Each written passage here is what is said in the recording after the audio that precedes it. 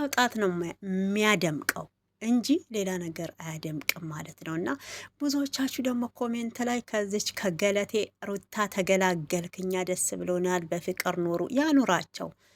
በወቅቱ እኮ ሩታንም የእኛ ንጉስ የእኛ ንግስት ሩታዬ ብላችሁ በጣም ስታጨበጭቡ ስታሽቃብጡ ነበረ ማለት ነው። እና ነገም ደግሞ ሄርሜላ ላይ የሆን ነገር ስታዩ እሷንም እንደዛው ነው የምዘቀዝቋት። እውነቴን ነው የምዘቀዝቋት።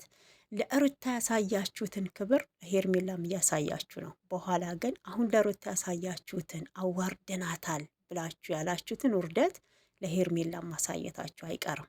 ሰው ስለሆን እንገለባበጣለን። ወደ ነፈሰው ነው የምንነፍሰው ማለት ነው። ሩታዬም እንግዲህ በአሁን ሰዓት ደስተኛ ናት። ከደስታ ጋር በቃ የሚክሳትን የሚያከብራትን አግኝታለች። እውነቴን ነው የምላችሁ። አምራ ደምቃ አብባ እየመጣች ነው። እንግዲህ ጠላት በግራም በቀኝም ቢበዛባትም እሷ ግን ጉዞዋን ከመቀጠል ወደ ኋላ አላለችም ማለት ነው። እና እኔ ተጎጂዋ ሄርሜላ ናት ብዬ ነው የማስበው። ሄርሜላ ተጎጂ ናት አሁንም ቢሆን ማለት ነው። አብርሽና ሩታ ለልጃቸው ሲሉ ያው መገናኘታቸው አይቀርም። እውነቴን ነው። ሩታ ማለት ብልሃተኛ ሴት ናት። ልንገራችሁ እንዴት አድርጋ አብርሽን አጥምዳ ወደ ራሷ እንደምታመጣ አሁንም እቅድ አላት።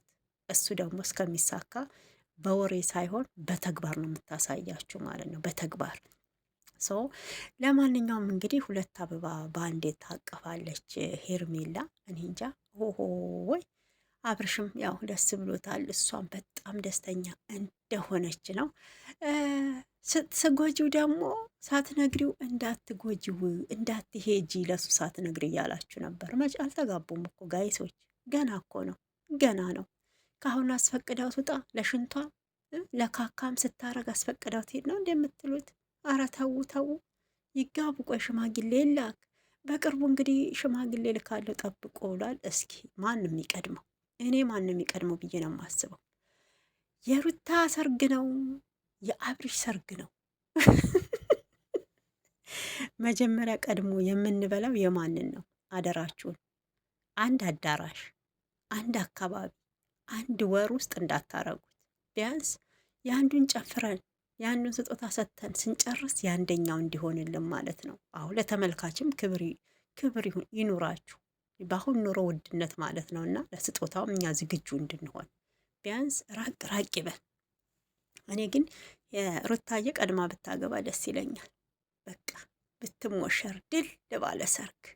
አዎ ድል ባለ ሰርግ ማለት ነው። ለማንኛውም ላይክ፣ ሰብስክራይብ እያደረጋችሁ አበረታቱኝ። ወዳችኋል።